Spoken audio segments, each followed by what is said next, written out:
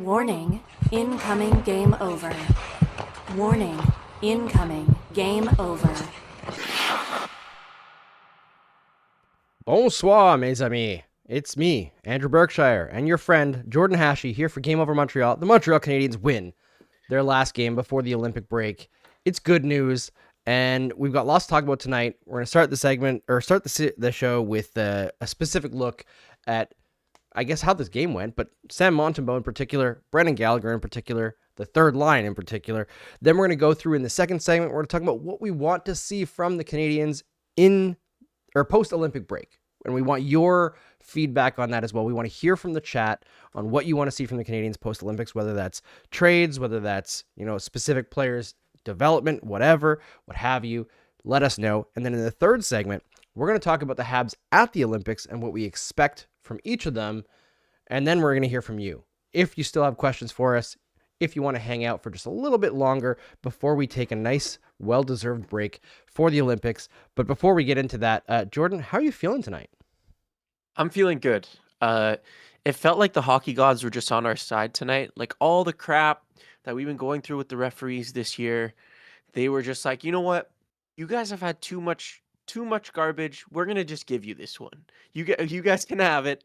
That's really what it felt like to me. But it felt good, and it felt even better because Brendan Gallagher has been shutting up his haters this week, and I am here for it. And yeah, we'll talk about that in a quick second here, but just love it. I'm feeling good. It's our last game before the break. We pick up 9 out of 10 points in our last 5. No better way really to go into the Olympic break. And yeah, I'm excited for some Olympic hockey now.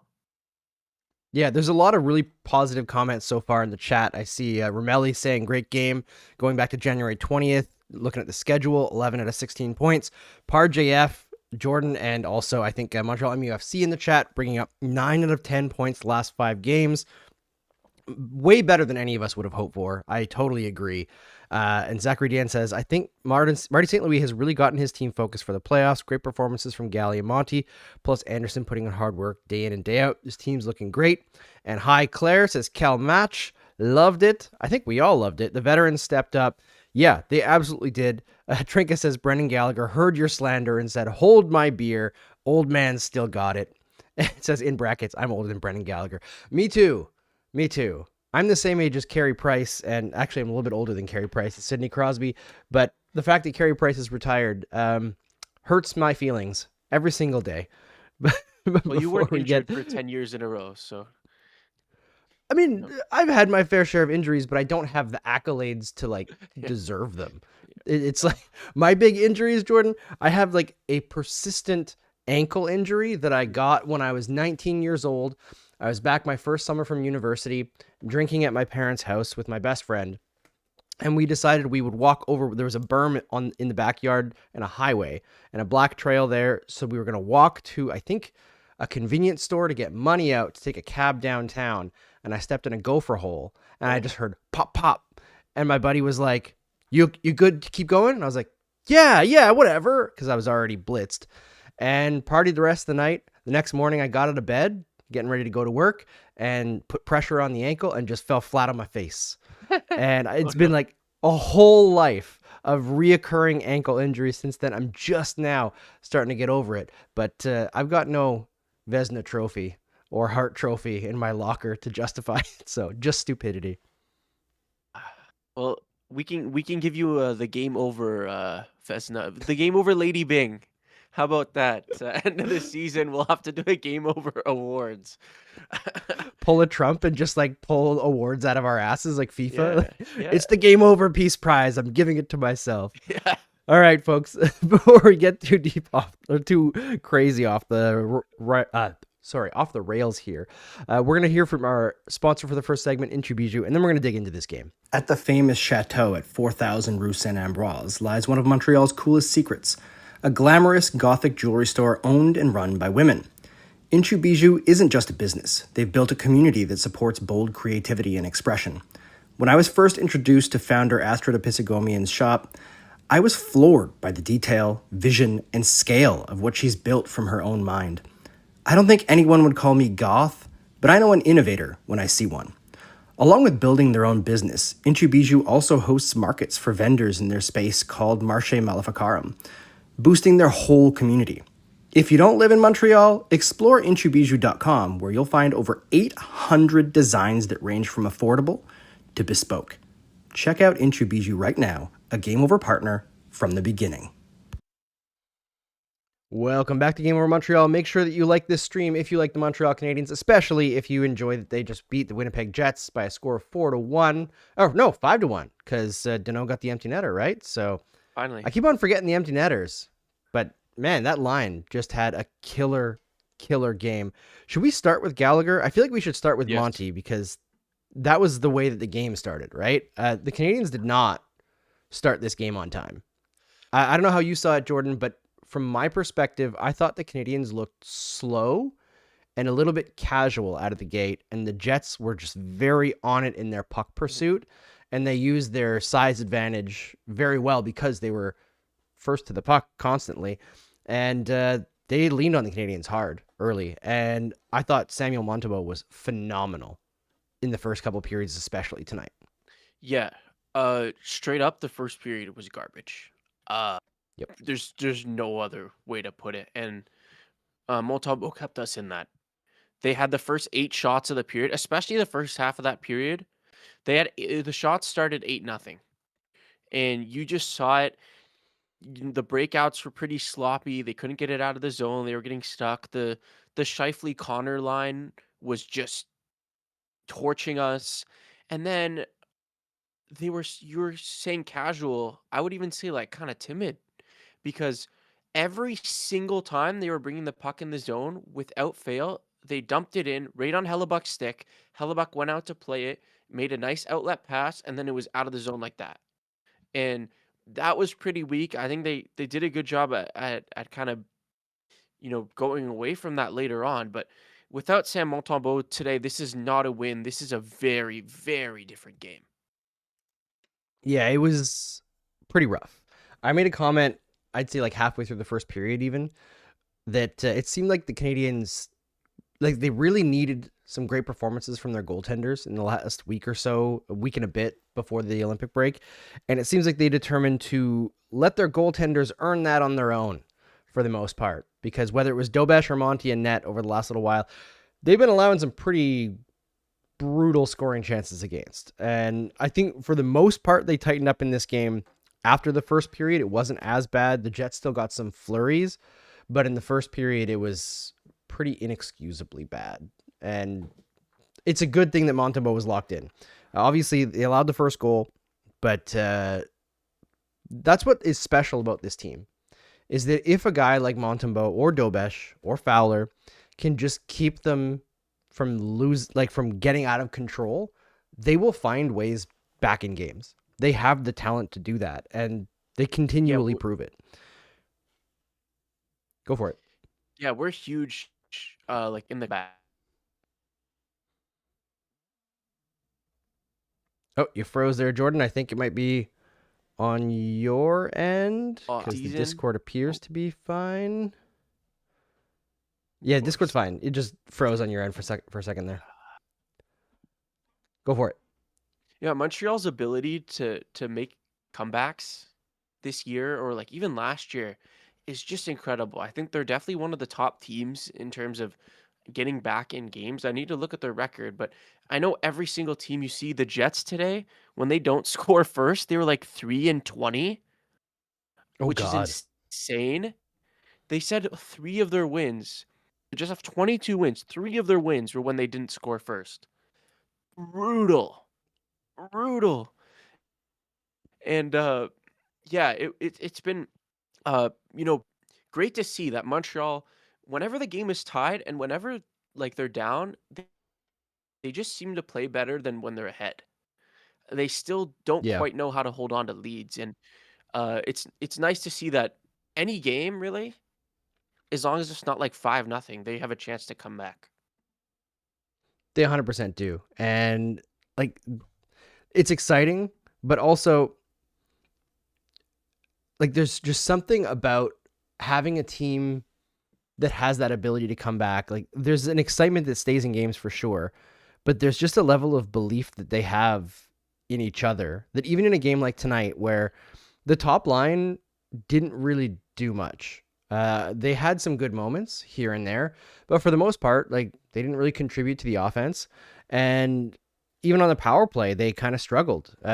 Before the Canadiens got their one power play goal of the game, Caulfield was like murderous when he was skating back to the bench, and you could even hear him slam the bench door closed on the broadcast. Like he slammed it hard. He was pissed at himself because he made a bad play that caused them to lose the offensive zone. And even without the top line doing a lot, they managed to push through. And it wasn't necessarily because of, like amazing offensive plays that like Nick Suzuki finding like the most amazing pass possible. It was just hardworking moments and taking advantage in really split-second decision-making, right? And being hard on pucks. It was a fourth line kind of game. Yeah. Yeah, I mean, technically they're listed as the fourth line, even though they're the third line in most people's opinions. But yeah, Dano, Gallagher, and Anderson were just electric tonight, especially Anderson and Gallagher. Just what can you say about Brendan Gallagher, man? This week, we haven't put our best foot forward, but he probably has the best couple game stretch of his season. And because of him now, like we are looking way more comfortable in a playoff picture. He's playing so well. He scored like the nastiest goal we've ever seen the other day.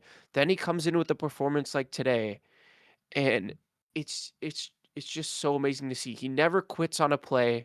He always, works so hard, and he's rewarded with a goal. He had a nice assist as well. I think him and Anderson both got a goal and an assist, or like both got 2 points within like 45 seconds over in that second period, and that just really turned around the game. Yeah, it 100% did. And like Gallagher also turned around the game last game, right? Where he scored at the end of the first period. He's been on one. And I know there was I think it was Outrage was joking in the chat saying that he saw Line practicing and Newhook practicing and maybe a little bit more fire under the butt to get Gally going. But I don't think motivation has ever been the issue for No. Gallagher. I know Outrage is just joking because as Outrage mentioned in the chat, they're wearing Gallagher's jersey right now. And so like realistically, has he ever been under like threat of losing a spot? Probably not. And because he's a veteran, he's not likely to be on the outside looking in. But I like that he plays like his job's under threat. Like, even if it's not, even if Marty St. Louis has come to him and said, listen, Brendan, you're the veteran guy. You're the Mr. Hab. You've been here through thick and thin. You're the longest tenured guy. You bleed for this team. We're not taking you out of the lineup. Even if that has happened, Gallagher is the type of guy that doesn't take that for granted anyway. Like, he's going to go out there and give you every bit of sweat that he has for his like 15, 25 second shifts that you'll give him during the game. Like, he's just that dude. He's got that dog in him, and he always has and always will. Even when his skill falls apart, when his body starts to fail him, he's got that dog in him, and he finds ways to be effective. Yeah, and he's 33 now, maybe. I think that's his age. You talked about how you're older than him, and Shrinka in chat's older than him. But like the tread on his tires is much more than a typical 33-year-old, right? And in Locked On Canadians the other day, if you don't listen to them, by the way, you should. They said, "Oh well, Gallagher's 33 is like a regular player's like 38," and I'm like, yeah. Like, to be honest, it kind of is, because the amount of hand injuries he's had, the amount of groin injuries he's had. Try taking a Weber slap shot to the hand and play hockey, much less play an NHL game, much less play like couple hundred NHL games after that. Like, that's insane. And Brendan Gallagher has been such a huge influence on my life as a hockey player. And every time that I've stepped on the ice as a hockey player, I think of Brendan Gallagher and I try to play like him. And it's been that way since I was 13 years old, 12 years old. Yeah. And And just to see him put in a performance like this at a critical time for the team, it really like it hits you right in the heart. And It I does. love this guy, man. It it, Yeah. it does warm the heart. And it sounds kind of silly to say that, but like that is what sports is all about, right? It's all about the emotion. It's all about the feeling things together, where whether it's jubilation in a win or like the devastation of a loss or the absolute heartbreak of like losing in the playoffs. It's all about like experiencing that together. And it's okay to have like a lot of love for players. We don't have to act super rationally in like looking at Gallagher now and saying like, oh, like his contract's worth too much. Like, who cares ultimately? I'm not paying that bill. It's not holding back the team right now. So I agree. I love that guy. Trinka says short king. Darcy Barnes says Gally always works hard. 100%. And when it gets to a point where he's actually hurting them and like doesn't deserve to be in the lineup, you'll hear it on this show too. There have been moments this season where he's struggled, but the guy, as Outrage puts it, says the Galley renaissance. He always seems to find his way back from the brink, and it's going to get tougher to do that as he gets older. But man, was he ever great today. And Rabinov says, honestly, Gallagher should have his number retired by the Habs in a few years into his retirement. Fact. That's a bold call. Give it to him. Ooh, I don't know. Give it I mean, to him. there's a lot of great players they haven't retired the numbers for. There are too many. If it was a team like Ottawa, then definitely. Oh, yeah. But like you gotta there's too many players to retire. Also, never miss an opportunity to take a shot at Ottawa. But it's that's a bit tough. But it's great. And Anderson too today was just so good, and he's been really impressive. Just the way that this guy has been able to adapt his game over the last 3 years has been marvelous. Like it's that is, I think, the biggest like change in play style, the change in full game that I've seen in my lifetime has been Josh Anderson for Montreal. Yeah. Yeah, he has really found a way to be effective. It's pretty great. Trinka brings up shared number retirement for Gallagher and Sekou Koivu. That could work. Do a joint number 11 retirement like they did with Bouchard and I'm going to blank on the name now. There's another joint retirement that the Canadiens have done. Dickie Moore and Yvonne Cornway also for number 12. I think. If they make I'm it not a joint, good trivia that person. works. They make it Yeah, joint, it does. works. It does. This game, I also, there was a comment earlier. I forget who it was by. It was saying that Lane Hutson's goal made them feel things down below. Yeah. That was nuts. I don't know how he tucked that in. I don't know either. Like, I think everyone, not a single soul on planet Earth thought he was going to shoot that. Except Lane Hutson. And I mean, Hellebuck's not on his post. Because he's past him. He's nearly past him, and it's too late. Yep. Everyone thought Hudson messed up, and he just roofs it. It's what's craziest to me about that goal is like the sharp angle of it might not even be the most impressive part. When you watch the replay on that goal, watch how fast Hudson accelerates from essentially a dead stop in his own zone once he recognizes the play to when he's over the blue line. Like, part of the reason why he has to shoot from such a weird angle is because he gets there so damn fast that he's almost out of control by the time he receives the puck, but he just finds a way to corral it and roof it past Hellebuck. And, you know, I was going to run this by you before we were live because I'm always nervous when I come up with stuff because I don't really consider myself funny or clever, but Cinderella Buck, because he turns into a pumpkin every time the games are important. Who? What do we think? Oh, hello. Damn, that took me a minute. I think that's good. We got to find like a better name for it though. Like make it a little more punny. But I do the the sentiment is very good. the sentiment is very good. After the break, we're gonna have to brainstorm the name. You can also drop stuff in chat, but Cinderella Buck is the leading contender right now. Maybe, I don't know, you should like ship him some like every time he loses in the playoffs, ship him a deer or something. Ship him some deer antlers. And that's good though. But we'll have to workshop it. I'm seeing Heli Choke, Hella Bust. I like Hella Yep. Bust. That's not bad. Hellebus is pretty good. Keep coming up with ones. We can work on this. Hella Suck. I mean, yeah, that's pretty good. Hella Suck is pretty good. But like, I feel like there's been a few of these that have gone around. Yeah, he wasn't great today. I don't think he was particularly bad, but he's really good out of his net. No. Actually, I thought he was very strong at playing the puck. Yeah, he was. What's weird about Hellebuck is that he's like a really bad skater. I don't know if you've ever noticed, but I think that's part of why Lane Hudson was able to beat him, is because his skating is not very good, which is weird to say for probably like the best goalie in the NHL for the last 10 years. Like, but he is a bad skater. You talk to goalie coaches as well, and they'll tell you like that's his weakness. He's a bad skater.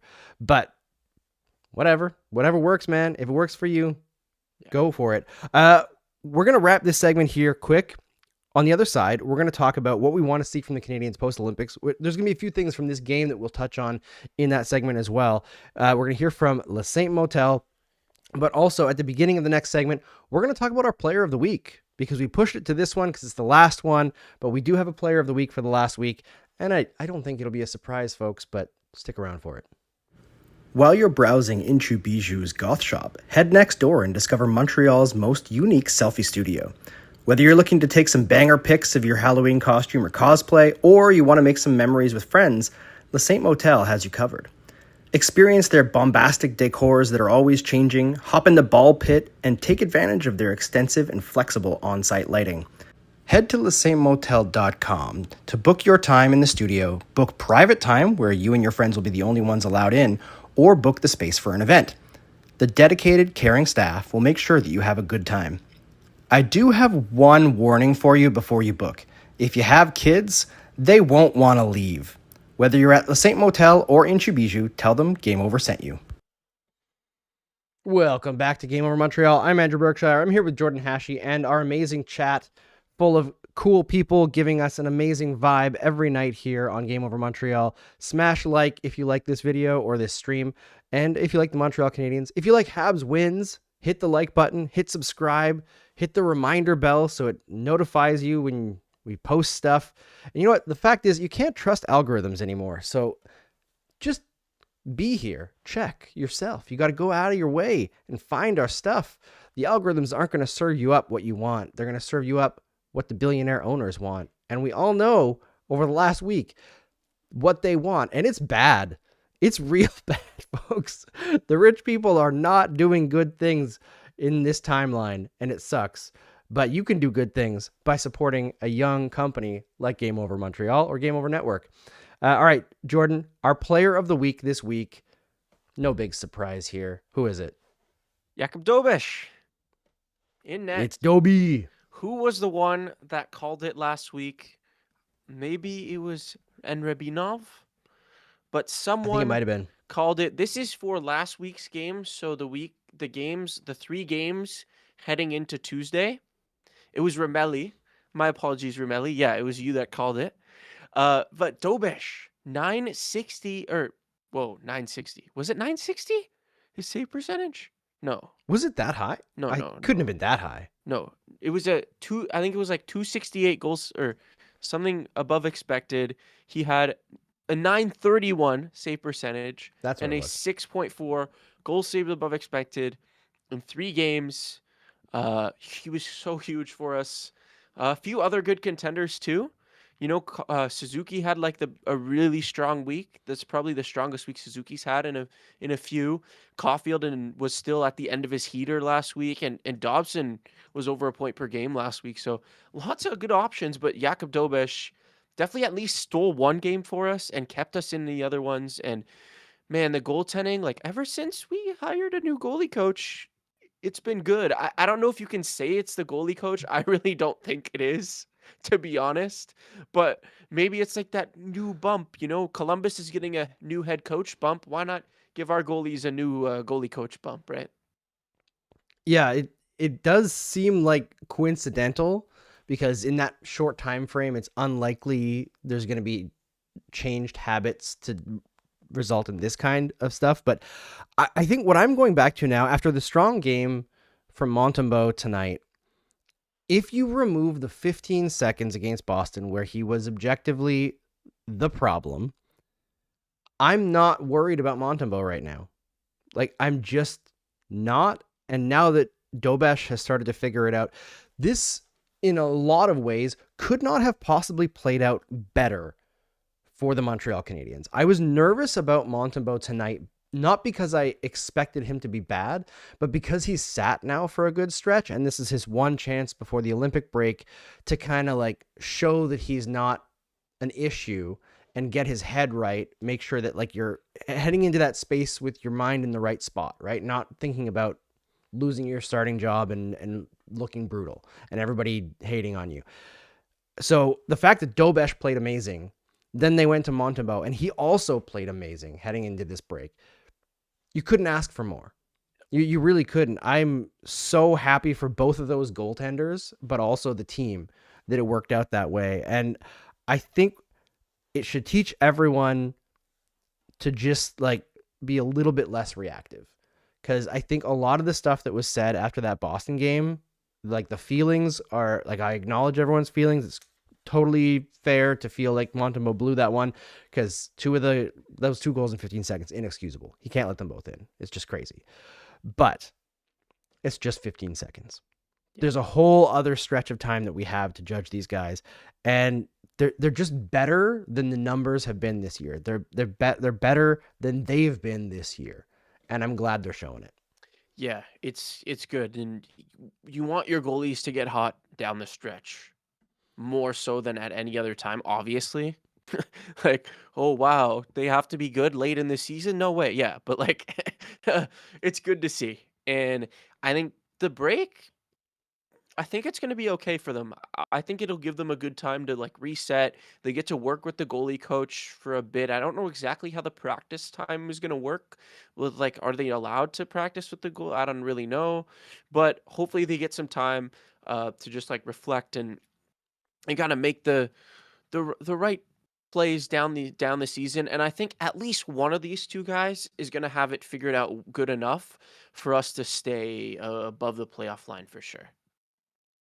Yeah, I think so too. And by the way, the Bruins blew a lead to the Florida Panthers tonight and lost in overtime. So they still got a point, which sucks. It's annoying. Why? I know. But the Panthers aren't going to make it. They're too far out. And the Detroit Red Wings are currently down 2-0 to Utah. Or not, sorry. Yeah, it is Utah, the Mammoth. So good news for the Canadiens. If Detroit loses tonight, the Habs are back up to second in the division. So we're back at like home ice territory. And the fact that we're talking about that after the last, month or so with Detroit red hot, Boston red hot, Buffalo red hot, and the Canadiens kind of more in the middle is really good. Like it should keep people very confident going forward because this team is very strong. But what do we want to see outside of the goaltending looking like it did the last week and a bit coming out of the Olympics? I know what I want to see, and I think I'm already seeing the trajectory, and that's Kirby Dach taking a step. I liked him again tonight. Yeah, I thought he was good.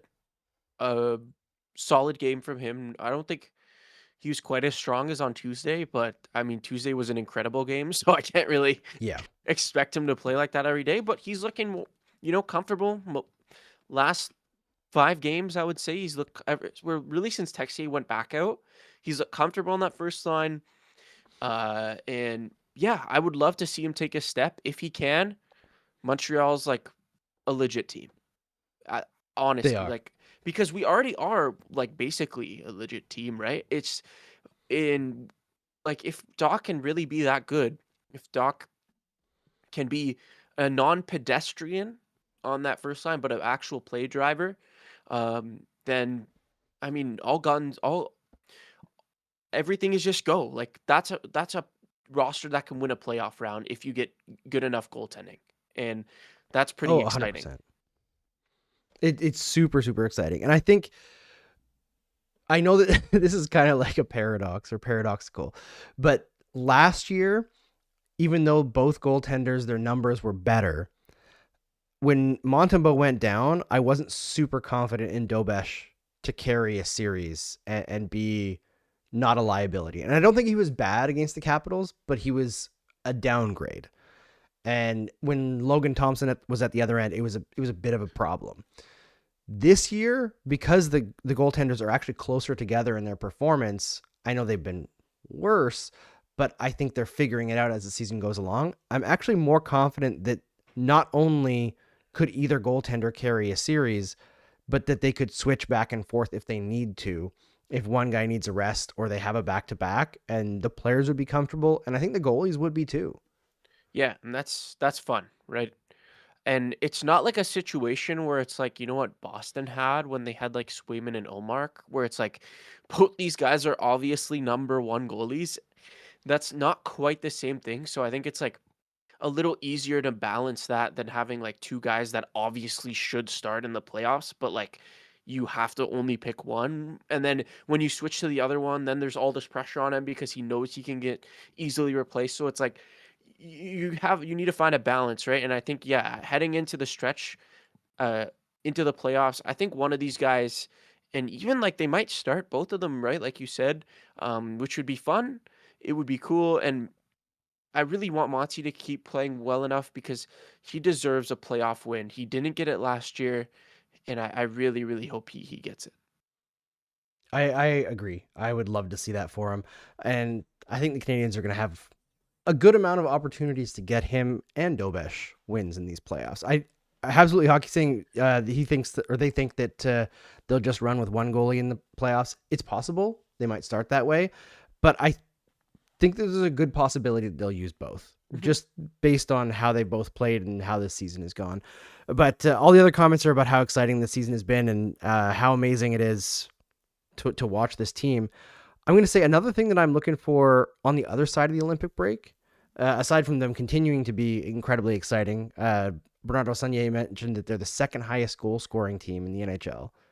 So first would be great. Let's kick it up a notch. Yeah. Beat the Colorado Avalanche, who I'm assuming it is.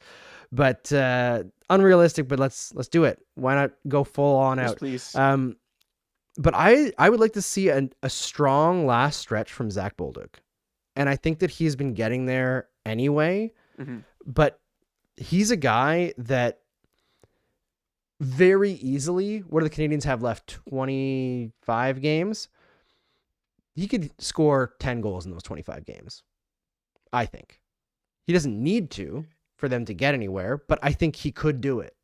Like, he has the talent to get into that zone and still have a 20-goal season. I know it's a long shot. I'm saying he has to do it, but I'd like to see him get to a point where he's getting the puck to go where he wants it to go.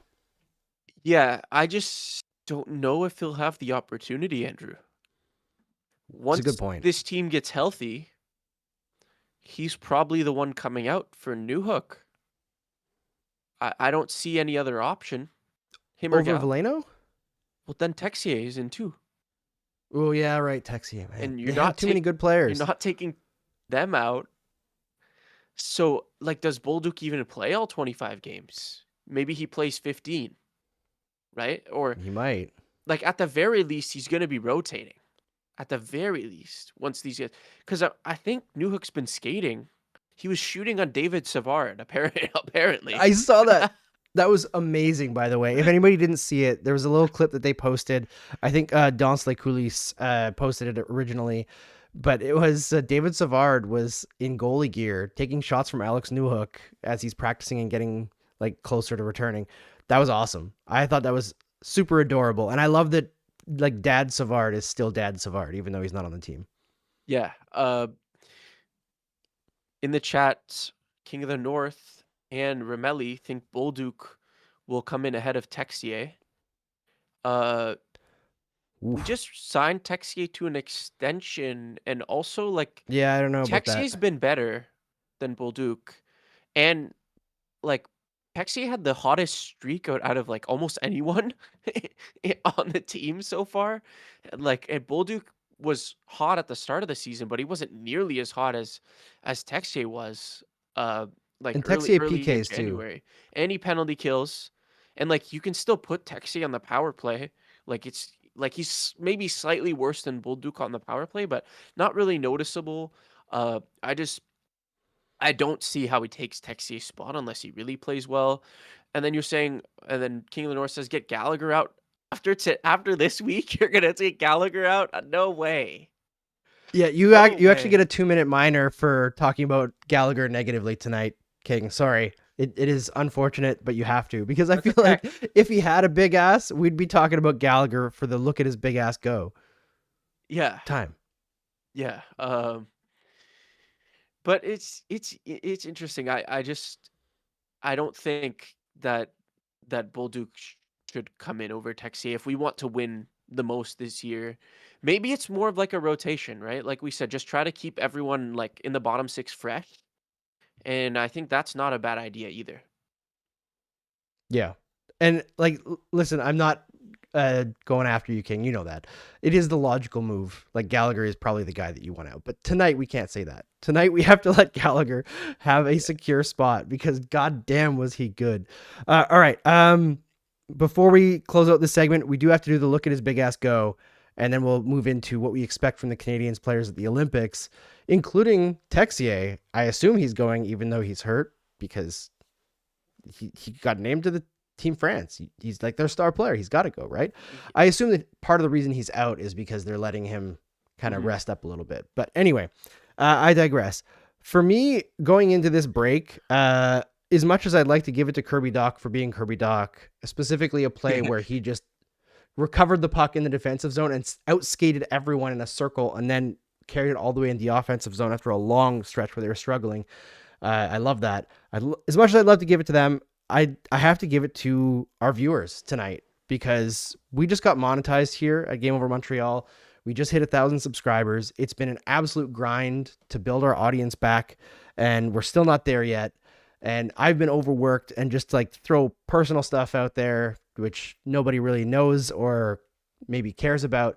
But this season and last, working at night, my partner also works at night often. She teaches dance. And there are nights where both of us have to work and I'm covering a game, but I'm also the one who is home. So I'm taking care of our kids while covering the game and taking notes and doing bedtime and in intermissions trying to like read a book and then also do the notes. And then I come out on here and try to be prepared for everyone. So it's been such a grind, and I'm so tired and ready for the break from the Olympics. But thank you to every single person who's tuned in over the last couple of years as we've opened this back up. Every person who's hit like, every person who's commented here on the live stream, every person that watches the replay, listens to the podcast, leaves a comment on YouTube, reposts on socials, all those little things, talking to your friends about it, mentioning us to anyone. It makes a difference to the company and to me. And I absolutely love you for it. So thank you. You are our look at their big ass go tonight. Yeah, and King of the North with $2 donation. Thanks so much. Now that it's your segment now, look at his big ass go. Thanks so much. There you go. But I've been so impressed with just how everyone, like all you guys have really welcomed me here, and I feel at home on these streams, and I feel after every single stream I've got a big smile on my face that doesn't go away for an hour. And that's because of all of you guys. That's because of you, Andrew. And I want to take a second as well to thank everyone here, and really it means a lot to us, and we're slowly building up, and hopefully we keep skyrocketing, because it's what we love to do. And hey, get some merch. Look at this. I just got this in the mail yesterday. Game Over Network t-shirt. It's actually comfortable. It's very comfortable. It's nice. It stays intact even if you wash it. Look at the back of this thing. This is pretty cool. If you can see it. All right. You'll have to stand up a bit. Oh, hold on. Bam. if you have, That's actually like my favorite design piece that Brady did for us is like the letters making the logo. It looks good. yeah. So that's our look at his big ass goal moment. It's you guys. It's us. Look at Game Over Montreal's big ass go. How about that? There we go. All right. Switch to the third period here. And let's talk about the Habs that are going to the Olympics. We'll start with the non-Team Canada ones because we all know we're going to talk about Suzuki for a little bit.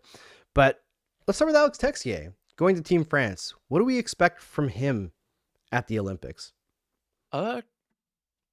Honestly, I just want him to go and have fun, man. Like he's just go have a good experience and like also like lead his country a little bit. Maybe get them one win. If they can get a win, that would be huge for them. I think they're like the lowest ranked team going. So that would be huge for them. And like he's their only NHLer right now, right? So he'll have a big spot on that team. Maybe get a couple goals overall, but just I want him to keep enjoying hockey. He's Yeah. he said he didn't love his time like towards the end in St. Louis. He's come to Montreal. He's really embraced it here. He's loved it. So I just want him to keep enjoying his hockey and come back healthy to end the season off strong. He doesn't need to quite have the heater that he had earlier in the year, but if he helps end the season strong and helps keep our bottom six moving at the end of the season, that'd be huge. And man, just go do your thing, Texier. That's all I want from him. Yeah, Romelli says expect nothing from Tex. I mean, come on, Team France might not even score one goal in the Olympics. This is true, but there's also other teams that they might be able to score a goal on here. I mean, there was a stretch. I remember there was I forget which Olympics it was now, where like Team Norway had like a really good stretch. I think it was like their star player was like Tore Vikingstad or something like that. And like you never know. Sometimes fun things happen. But for me, what I expect from Texier there is just enjoy the heck out of it, man. Like I agree with the folks. It's like just enjoy it, but also enjoy being the star, because that's just not a thing that he has been able to do in the NHL until this season, where he has been put on a top line and been on the group of stars that gets it done. Enjoy being the go-to guy, man. I think it's unlikely that he's going to go over there and have a teammate that like brings him new skills. It's not like he's playing with Crosby or McDavid, right? But being the guy might like give him even more confidence coming back into the NHL. Yeah, and I think it's going to be a great experience for him. And I'm very 100%. happy for Texier. Great addition, great midseason addition for Montreal. Now let's go to what do you think? What do you want to see out of Oliver Kapanen? That's exactly where I was going to go as well. All I want from him is just to be a contributor, play hard, because he's going to be relatively low in the lineup. I think Team Finland is pretty darn deep, and I was surprised that he was named to that team, just because like he is kind of carried by his line mates quite a bit. Not saying that's a bad thing. I think I look at Kapanen and I see a lot of really good tools that aren't fully put together yet. And because he's the oldest guy on that line, you kind of almost forget that he's still a developing prospect as well. And he's got enough to build a very, very good career. I don't know if he'll get there, but I like the kid a lot. I just want to see him play hard and like fit in, which is what the Finns do. Yeah, I think I completely agree with that. Just do your thing. Maybe learn from some of these stars you're playing with some really good players. But maybe he like just have some good shifts. Have a few good shifts, build on it. Work your butt off at the Olympics, because I mean, if you're playing against one of these insane teams, it's going to be tough to make a big difference, but I'm sure it's going to add like just a little more to his game. He's a rookie and he's going to be playing like against an all-star team at least once or twice, right? And then the rest of the time when he's playing against the teams that are a bit weaker than Finland, maybe he can try to show up, maybe he can contribute a little bit and just show that he belongs there. That's all I really want, is show that you belong on this team. I think they did make the right choice in taking him. He's a solid two-way player, and show that you belong. I think they're also thinking long term with that move too. I think they see him as a possibility, as like a long term Team Finland guy who might be like their third line pivot guy or something. If he just goes there and keeps his stick on the ice and does what he does in Montreal, he'll probably find a way to contribute. Like, I think that's what I like about his game most, is it's very malleable and he can just be a contributor and not have to be the guy, which is nice. What do we expect from Lane Hudson and Cole Caulfield for Team USA? Oh wait, no, they fucked up. Let's go to Juraj Slafkovsky in Slovakia. Yeah, that was the low hanging fruit there. So low. I couldn't not do it. I just want him to bully. I want him to be a bully. Yeah. I do too. I think he is going to love the Olympics. I think he's gonna work. Yeah. I think he's gonna be the hardest worker on Slovakia. I think he's gonna relish it, and I just want him to bully people. I want him to play so hard. I want him to get some goals, but just get more confidence, get more experience as the star of the Slovakian team as he moves forward into his future with Slovakia, because he's the future face of the Slovakian national team, really. So you love to see it. Just a huge opportunity for him. I think if he can gain a lot of confidence, we could really see him get hot after the break, when every other player isn't playing, and he gets a chance to really show up. I think it's going to be huge. So just be a bully. That's my one word. Yeah, I agree. I that's exactly what I want to see from him. I want to see him lay it all on the line on the international stage and bend the rules a bit, be the star that we know he can be. And I love what Romelli said in the chat. Slovakia beats Team USA in the bronze medal game. Could you imagine how many? Yeah, King of the North says we need some look at his big ass go moments from big ol' Slap. 100%. We need that. And Montreal MUFC says, as much as I don't think so, Slaf will be the face for Slovakia. Not many NHLers will be there. Or I didn't think, as much as I didn't think so, sorry. So he's doing a mea culpa. And King of the North says, absorb the spirit of Zdeno Chara and lay a guy out. Just pick someone up above your head and throw them over the boards, like only Zdeno Chara could. No, wait, hit them into the stanchion of the corner of the boards and break their face.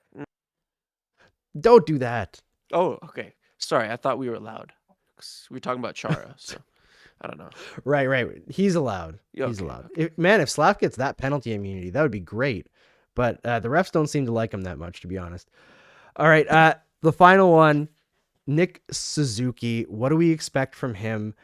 I will preface this with, I've seen a few of the talking heads say that Team Canada is leaning towards Nick Suzuki playing on the wing because they have so many different centers, and that they think that it would be more effective to have Suzuki higher in the lineup playing on the wing than lower in the lineup playing center, which means they like his versatility. They want him to play more minutes. And I am going to put this out there. This is my expectation for what will happen. I don't know if it'll happen off the bat, but I think we're going to see a line of Nick Suzuki with Sidney Crosby and Nathan MacKinnon. Okay, that's what I think. I was gonna disagree with you about him not, or like say no, like he needs to play center, but never mind. If he's gonna play in the top six, and it's okay, then we're good. I think that's a dream line. Who did they have? They had like Marchand with them in the Four Nations. Who was with them in the Four Nations, or Point or something? It was Marchand, because McKinnon replaced Bergeron, who was on the wing on that line before, I think that's exactly what I'm thinking that they're going to look at Suzuki with. He's already getting the Bergeron comparisons all the time. He's got that versatility. He's got so much of like up here, him and Sidney Crosby together. Like, man, that's a dream come true, man. That's a dream come true. Yeah. I just want him to contribute. I think he can be a top six contributor for Canada. And the fact that they've come around on him so much is great to see. But I mean, Nick Suzuki's kind of forced them to. 82 games since the Four Nations. Did he have a point today? Suzuki? Yeah. I think he got He had one on the assist, last. right? I think he But did. anyway, heading into this game, 82 games since the Four Nations, he had 106 points, which was 6th in the NHL heading into this game. Just what So what he did can not you get a s- point today, by the way. Oh, okay. But yeah. What can you say about this guy? Like, just incredible. And yeah, I think he will be top 6 as well. I think that's a dream fit, dream line that is like going to be shut down, but also will obviously provide the offense. And that, by the way, is a line without the best player in the Team Canada has the best player in the world, and the line without him might be better. Right? I mean, it's been done before, you know, there have been times where the best player has not been the best line for Team Canada. But yeah, it is wild. Like that line who could handle that? Mike Matheson. Like the intelligence and workman-like attitude of Suzuki and Crosby, and just the general level of talent that those guys have, the creativity, with the anger, fury, and mayhem of Nathan McKinnon. And then you're likely going to have like Makar out there with them half the time. That'd be nice. Yeah. Just like Good luck. I think that like it could be the best line at the tournament.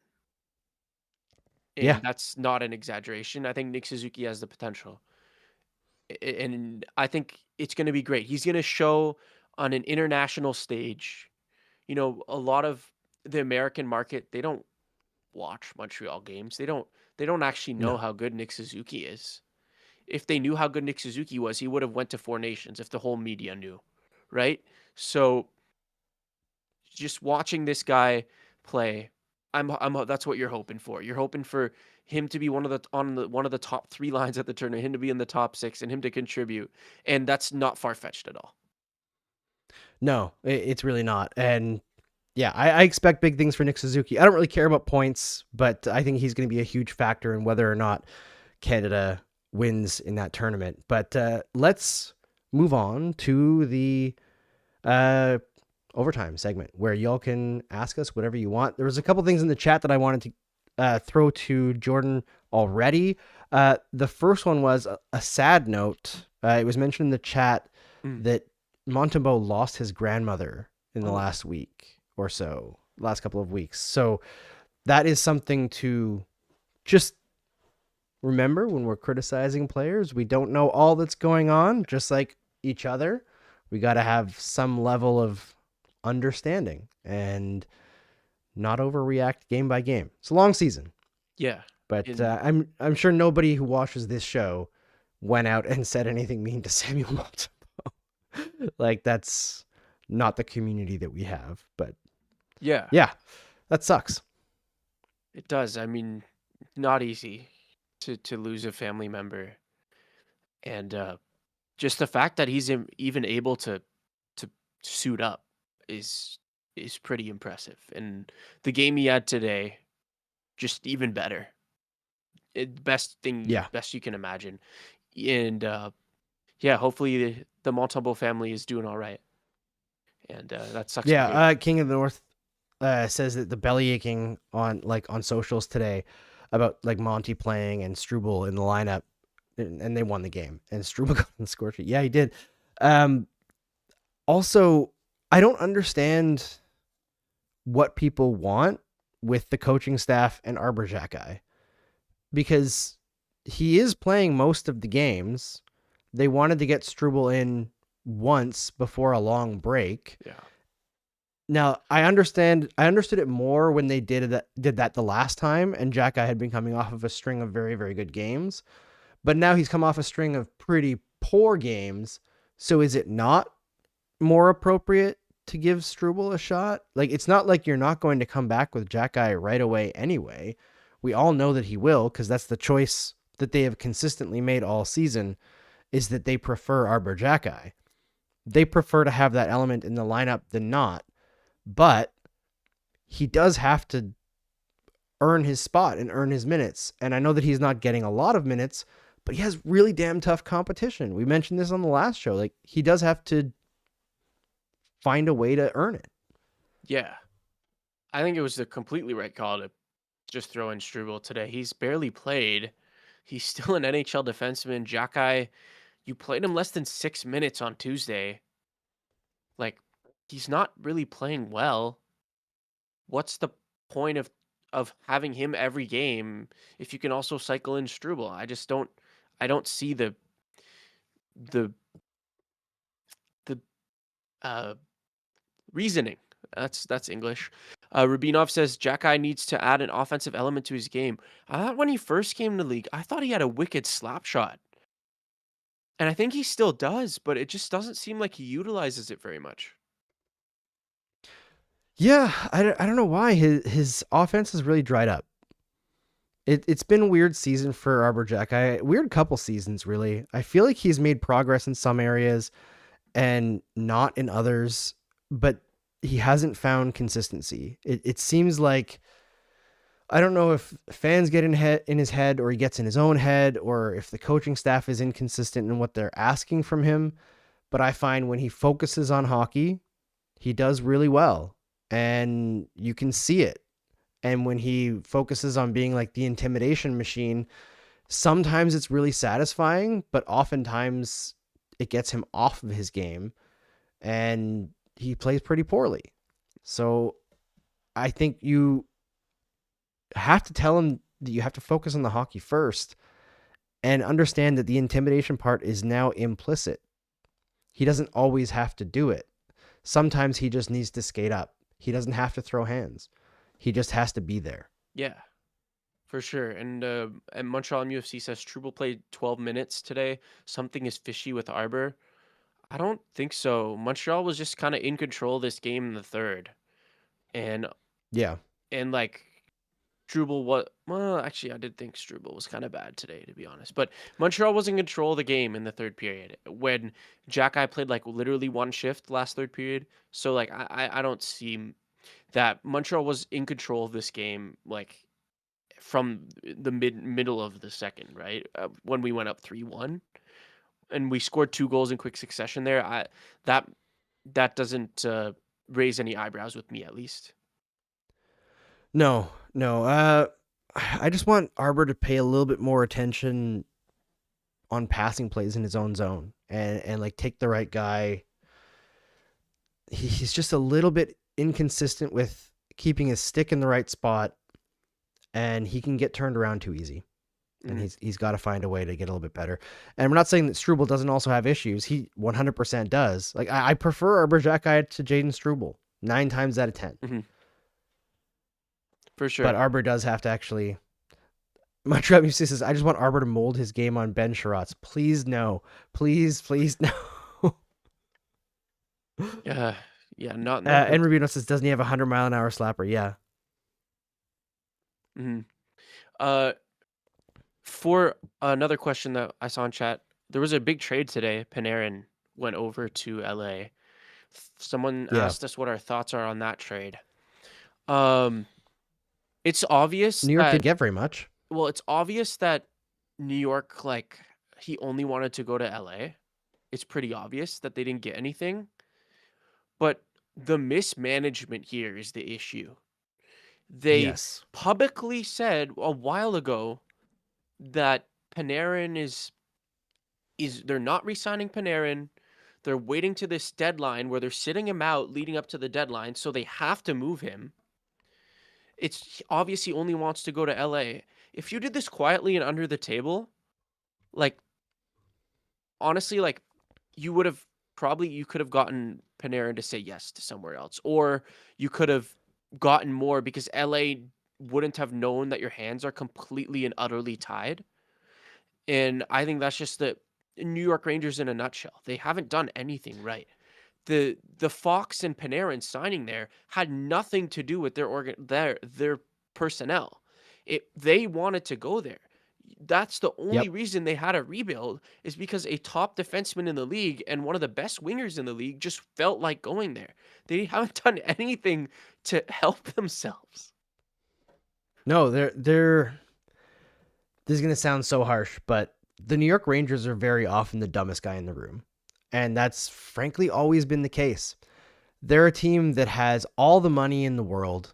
They have all the advantages any team can possibly have. Yeah.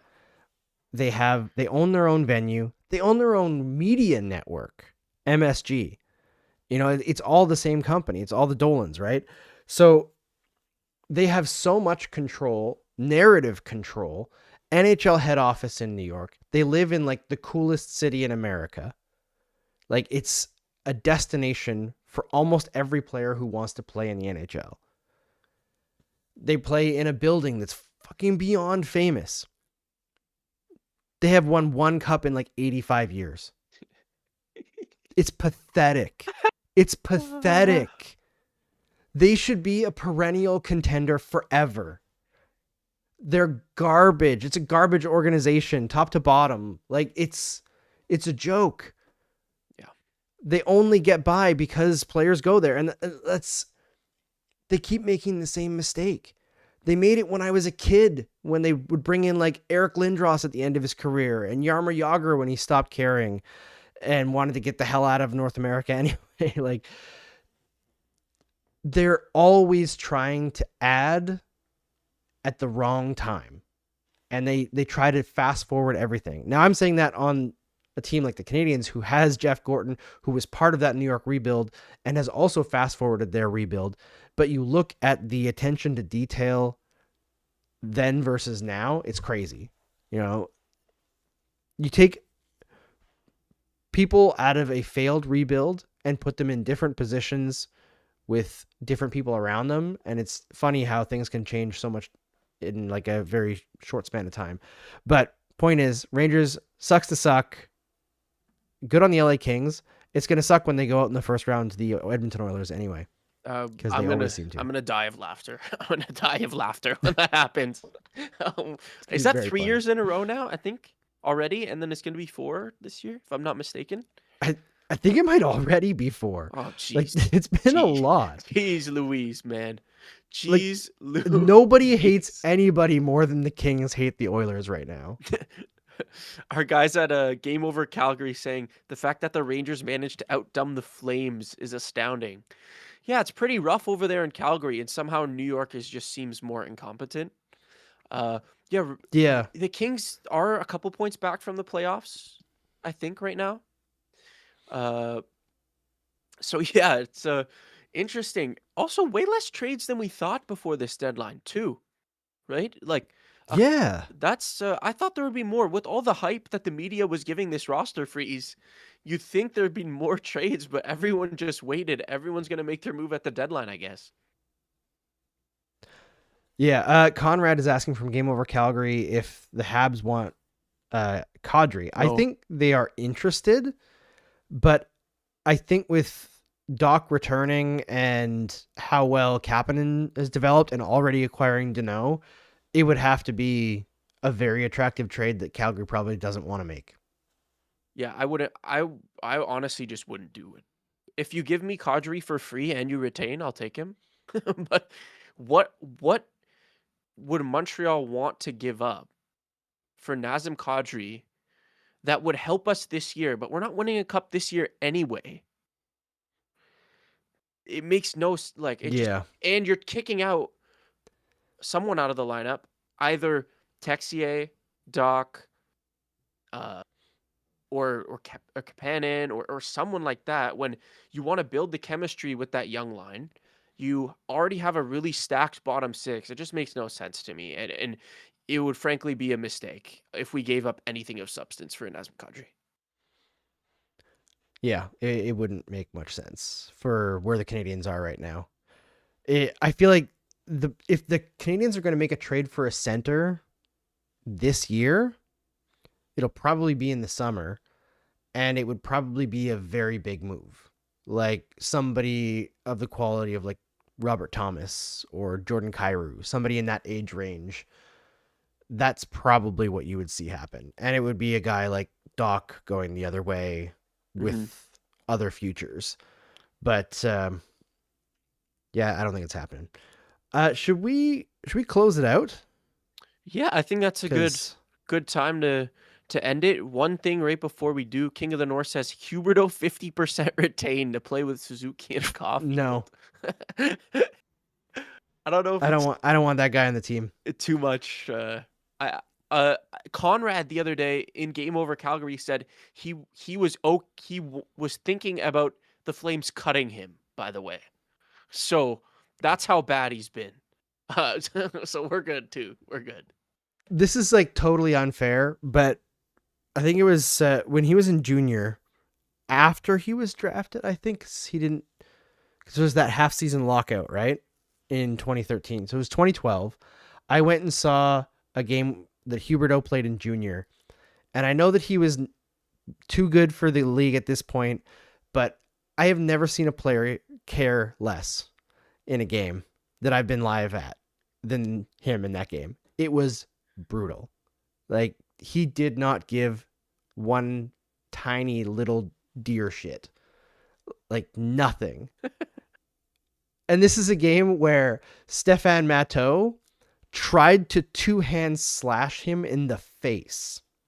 And he didn't not do it or like back off. He just missed and didn't even get a penalty, by the way. It was crazy. It was a crazy intense game. And Huberdeau was just like, I'm above this. I don't care. And I was like, Crazy. okay, I don't know if I like this guy. That's crazy. That's So pretty nuts. Well, thank you guys. And we'll be back live after the break. But stay tuned for we may be posting some videos, likely be posting some videos on the Game Over Network channel during the break. We'll also have a at least 1 or 2 update videos for Habs players at the Olympics. That'll be on this channel here on regular videos, not in lives. But thank you to everyone that tuned in today, and have a good break, everyone. have a good one. We'll see you on the other side.